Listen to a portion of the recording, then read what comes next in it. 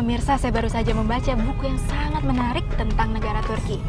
Pada tahun 1923, negara ini mengalami transformasi dari suatu negara kerajaan menjadi negara Republik Modern Turki.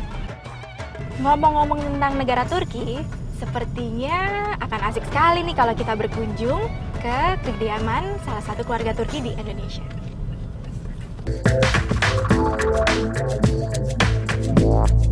Nah pemirsa, ini loh Little Turki di Indonesia, alias kediaman Duta Besar Turki, His Excellency Murat Adali dan Madam Sophie Adali. Ikutin saya yuk.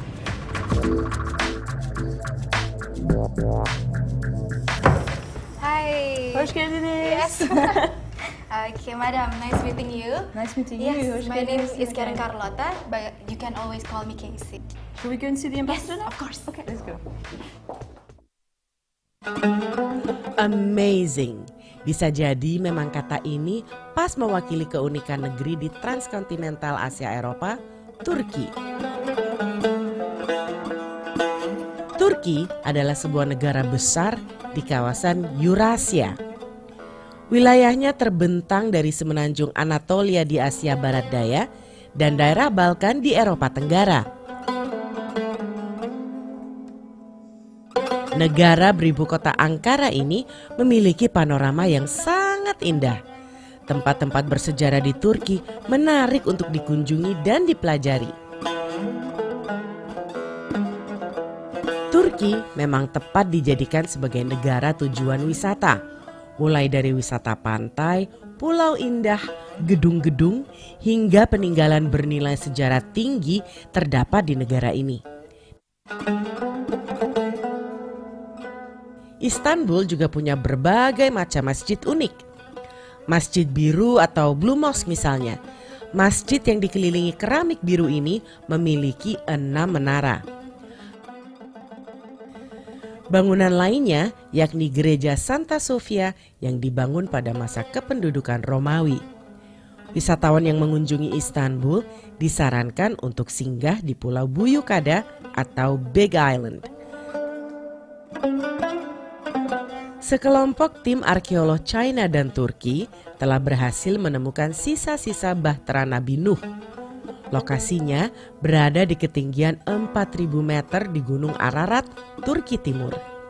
Situs tersebut memiliki kecocokan usia dengan peristiwa banjir bah dalam kisah Nabi Nuh 4.800 sebelum Masehi. Sambil menjalankan tugas sekaligus bernostalgia, mungkin kalimat ini tepat untuk menggambarkan keberadaan diplomat satu ini di Indonesia. Duta Besar Turki, His Excellency Murat Adali. Desember 2010 bisa jadi merupakan catatan waktu penting bagi pasangan diplomatik ini. Walaupun bagi Madam Sophie Adali ini adalah keberadaan pertamanya di Indonesia, namun hal yang menarik adalah bagi Dubes Turki, His Excellency Murat Adali. Ini merupakan pengalaman keduanya bertugas sebagai seorang diplomat di Indonesia setelah 20 tahun berselang. Your Excellency, Madam, really nice meeting you. I love this house. It's really different, unique. A lot of culture. You put a lot of culture in it.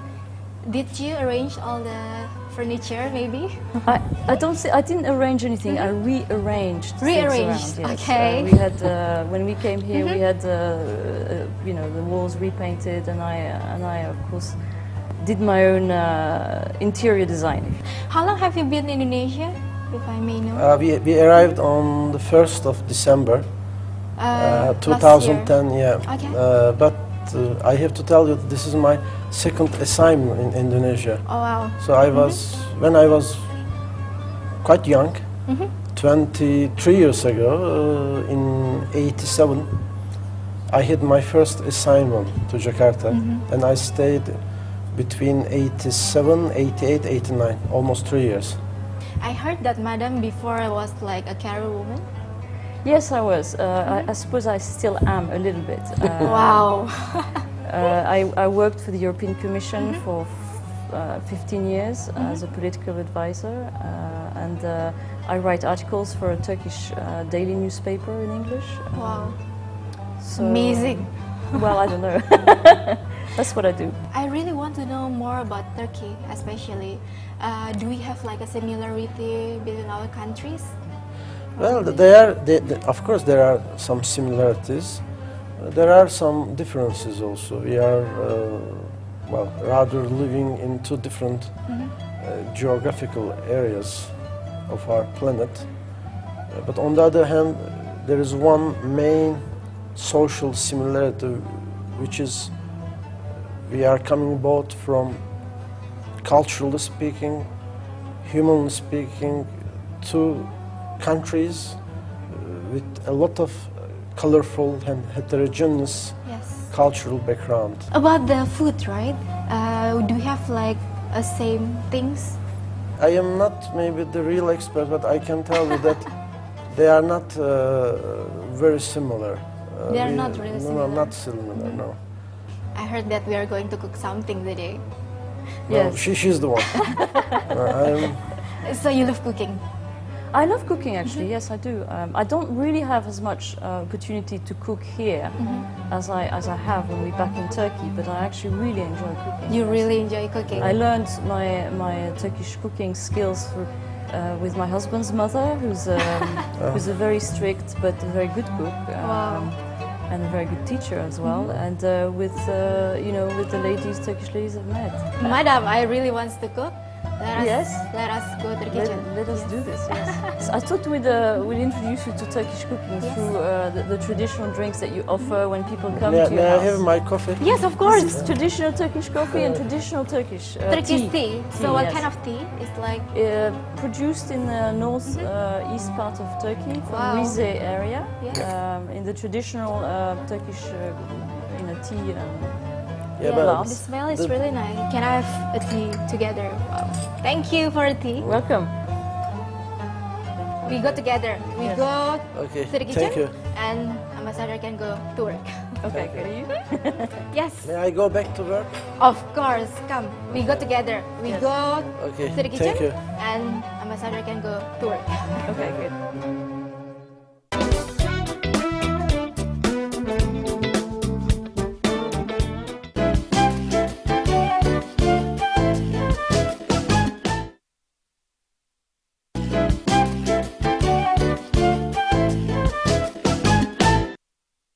Sekali Anda berkesempatan mengunjungi Turki, maka salah satu hal yang membuat kangen pada Turki adalah hidangannya. Meski beras menjadi bahan makanan umum, namun sebagai negara penghasil gandum ternama, makanan utama Turki adalah roti. Banyak resep penganan Turki yang mengandung protein, karbohidrat, dan mineral. Bahkan minuman asli dari negara ini diyakini banyak mengandung kalsium. Ya, yogurt diklaim sebagai sebuah kontribusi Turki terhadap dunia dan berkembang menjadi makanan sehat yang populer. Nah pemirsa, sekarang sudah siap untuk memasak hidangan yang pertama bersama Madam. So Madam, what is the first dish? So this is what I wanted to do. The first one is the rice. It's The called, rice. in Turkish it's called iç pilav. Iç pilav. Jadi pemirsa, kita mau bikin nih ceritanya namanya iç pilav. Itu Correct. masakan berbahan dasar nasi dengan bumbu rempah-rempah. Jadi pemirsa, untuk beras ya, kita memakai namanya beras baldo. We have kacang pine atau kacang dari pohon pinus. Kita ada bumbu dill atau tumbuh-tumbuhan dill. Bawang bombay yang sudah dicincang. Kita gunakan kismis untuk taburannya. Rempah-rempahnya yang digunakan adalah allspice. Allspice itu adalah campuran berbagai macam bumbu yang terdiri dari kayu manis, cengkeh, bunga pekak, juga satu lagi adalah kapulaga. Terakhir adalah olive oil. Kita masukkan sedikit minyak zaitun. Kita masukkan bawang bombay yang sudah dicincang. Kita tunggu sampai warnanya lebih kecoklatan. Nah pemirsa, kita memasak memakai kompor tanam Electrolux. Selain tungkunya besar dan apinya biru membuat makanan lebih cepat matangnya. Selain itu, tungkunya tertutup dengan rapat sekali sehingga apabila sampai tercecer, pasti bisa dibersihkan secara langsung. Kacang pinusnya kita masukkan. Nah pemirsa, untuk memasak makanan dalam jumlah kecil, paling pas digunakan T-Chef seri saucepan by Tupperware. Power Cook terdiri dari 3 lapis stainless steel, tentu saja cepat sekali matangnya dan dilengkapi dengan glass cover ya. kita bisa melihat kapan sih makanan matang tanpa harus dibuka terlalu sering. Selain itu, pegangannya ergo care, tidak panas dipegang, dan tampilannya tentu saja elegan. I think it's brown already. Okay. Oke, kita masukkan berasnya. And I then think I can help you. okay, Yeah. here we go. Beras. Kita masukkan air sampai tertutup berasnya. Kita aduk saja. Kita masukkan bumbu allspice-nya. So you just cover it? Yes, just cover. Oke. Kita tutup, kita diamkan, kita lihat, cek, habis 25 menit. So we've been stirring now, I think enough time. Yeah, I It's think- looking really nice now. Nice and I think the rice is done. Yeah, it looks really good. Like Setelah so. 25 menit, bener kan matang, kita masukkan dillnya, And then little raisins. raisin. Kita masukkan kismis. And we just let it soak slowly. Nice and good stir. It looks really good. So we are ready for the rice. We are ready. I think the rice is ready. Yes. We can move on to the second part. Okay, sure. Second step, the aubergine. So we have, I think in Indonesia, generally speaking, you can find two kinds of aubergine. Yes. The locally produced aubergine. Local, Local, yes. Indonesia terong. And imported aubergine. Wow, that's big. Imported, jadi dari luar negeri kita bisa bedakan ukurannya, the size. Exactly, because size does matter. Kita menggunakan T-Chef series fry pan dari Tupperware, dilapisi DuPont Pro Platinum, tentu saja anti lengket, dilengkapi dengan pan hanger, bisa digantung kapan saja kalau kita tidak membutuhkan. Selain itu ada thumb stopnya di sini, kita bisa meletakkan ibu jari kita di mana sih yang panas dan tidak panasnya. Dan tampilannya tentu saja mirror finish mengkilap. Okay, I would like you to practice your aubergine cooking, okay? Okay. So I provide you with this incredibly sharp knife, and this is the aubergine. So you go ahead. How you do it? I showed you. Okay. You can do it. So you slice the top off. Just a thin layer. Yeah, a thin layer, exactly. Oke. Kita lihat gimana sih. With your knife, you make 3 or 4 insertions. Tujuannya supaya terongnya bisa menyerap minyak yang ada di T-Chef series fry pan ini. Kita letakkan yang kita iris. Ini adalah terong lokal yang sudah kita masak sampai lembut. Bentuknya jadi seperti ini. Betul-betul lembut. It's so soft. Kita tuangkan olive oil. Bawang bombay. Oops.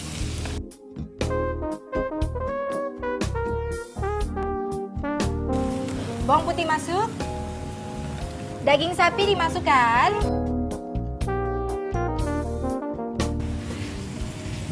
Katanya bisa diganti dengan daging sapi muda, tetapi karena di Indonesia susah didapat, kita bisa ya gantilah dengan ya sapi saja lah ya. Kita tambahkan garam dan lada. Tomatnya terakhir dimasukkan. Kita aduk sampai rata, sampai dagingnya semuanya masak. We wait until all the beef is cooked. Yeah, exactly.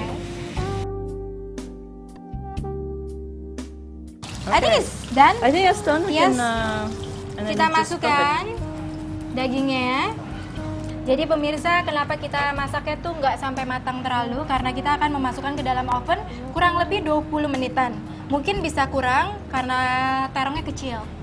Jadi kita masukkan ke dalam oven dalam suhu 180 derajat kurang lebih 15 menit. Pemirsa, Madam sudah siapkan yang sudah jadinya, kita lihat. Tada! This is the big aubergines. The big aubergines, yes. Seperti ini loh jadinya setelah kurang lebih 20-30 menit di dalam oven. Jadi dihias supaya lebih keren gitu pemirsa. Kita masukkan sedikit. Hati-hati, we have to be careful, otherwise it can be like splatter all Exactly. around. Kita masukkan ke dalam. Tada! Beautiful. Bagus sekali pemirsa bentuknya. Lalu kita taruh terongnya, the biggest one. I Yes. think the biggest one. Yes, dengan sedikit dill. Each pilaf dan karna yerek.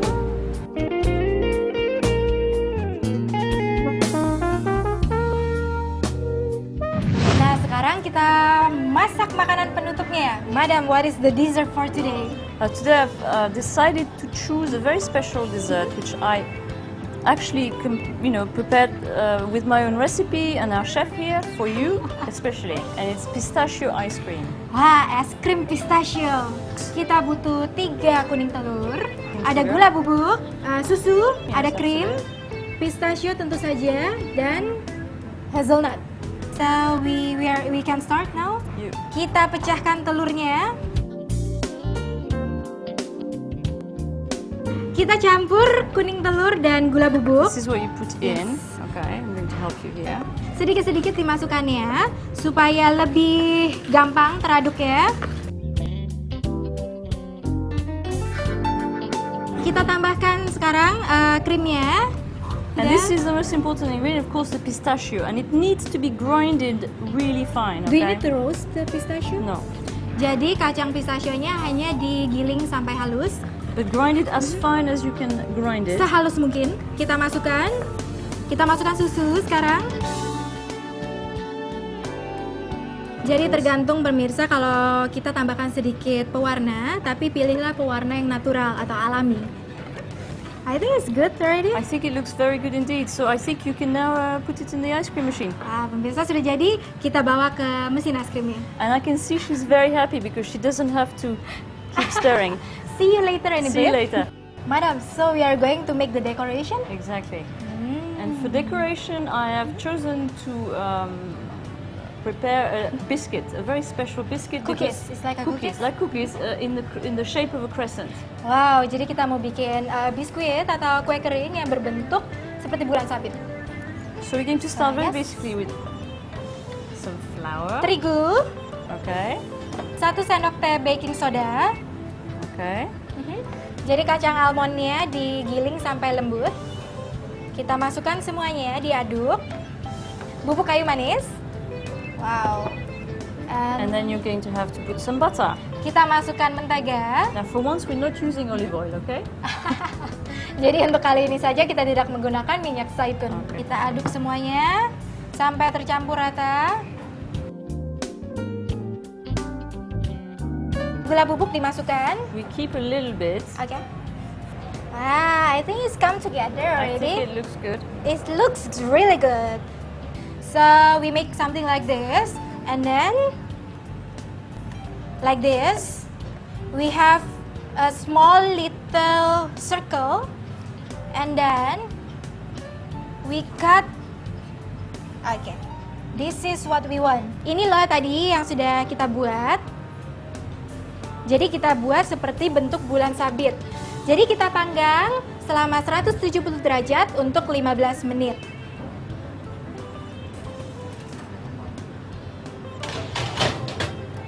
Oke. Ada yang sudah jadinya, Madam sudah siapkan yang sudah jadinya seperti apa? Kita lihat.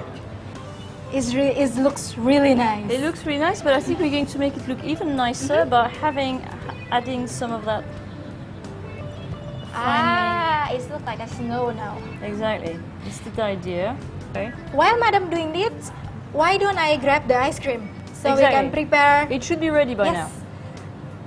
Jangan kemana-mana pemirsa, aku ambil es krimnya dulu. Tada, Madam, this is the ice cream. Very good. It's done already. Okay. This is nice. We got all the Exactly. all the So these are basically for decoration, of course, for taste. Of course.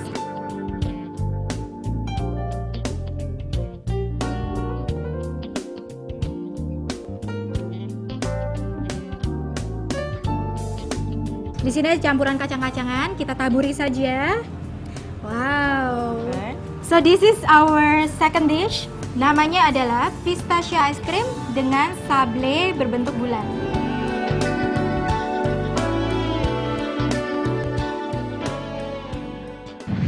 Nah, sekarang waktunya icip-icip pemirsa, itu yang sudah ditunggu-tunggu dari tadi. Sudah ditemani dengan His Excellency dan Madam. So we are going to eat now. Of course, that's what you came here for, isn't it? Yes, I am. Okay, we will start with the ish pilaf pemirsa. So I take a little bit. Thank you so much. You can give me more. More? I didn't have lunch. Waduh. We will try pemirsa.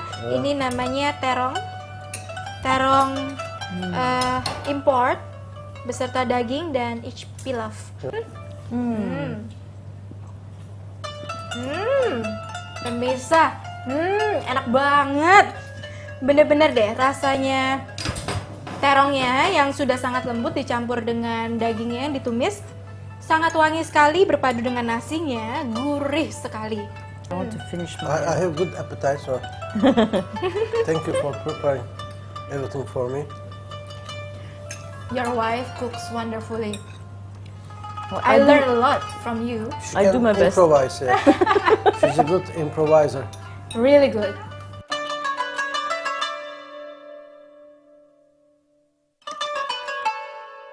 Nah, sekarang cobain dessertnya. So we're going to try the dessert. Pistachio ice cream. Yes. Or how you call it? Dondurma? Dondurma. Dondurma.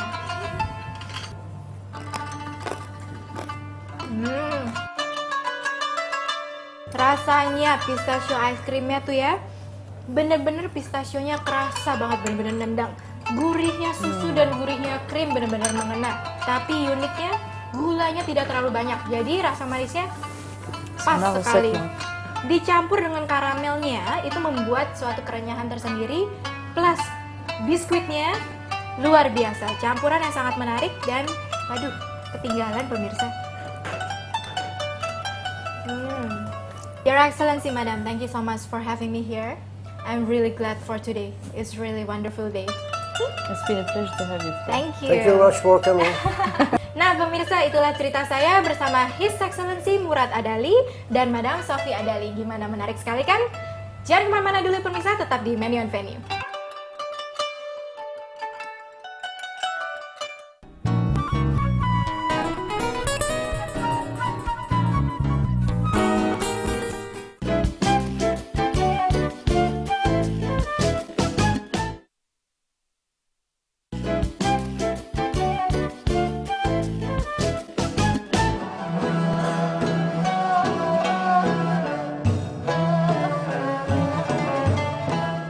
Sebuah restoran bergaya dan mengambil konsep masakan otentik Turki bernama Anatolia. Terletak di Jalan Kemang Raya, restoran Anatolia tampak mungil jika dilihat dari depan. Cukup lama juga saya menyusuri ruang panjang Anatolia. Akhirnya dimulai dengan sebuah menu pembuka, saya pun mengajak lidah saya berpetualang. Mixed appetizer yang berisi beberapa paduan lapas, bread atau roti Turki, tabbouleh salad, borek yang memakai daging kambing, dengan bayam, keju dan bumbu-bumbu lainnya yang digulung memanjang dengan kulit pastry serta baba ganyus atau terong panggang. Rasanya sangat menggoda. Saya memesan mixed kebab. Berdampingan dengan potongan daging kambing kebab, king prawn serta roti Turki, benar-benar nikmat dicocol dengan saus yogurt. Saya pun melirik lamb shank couscous, sajian paha kambing yang ternyata benar-benar empuk dan lembut. Baklava yang menjadi favorit sepanjang masa. Rasa manis baklava tidak bisa dipungkiri karena akan semakin yahut jika ditemani Turkish tea yang beraroma sangat halus, kental, hangat, dan manis lembut. Semanis kunjungan saya ke Anatolia. Tasyakur.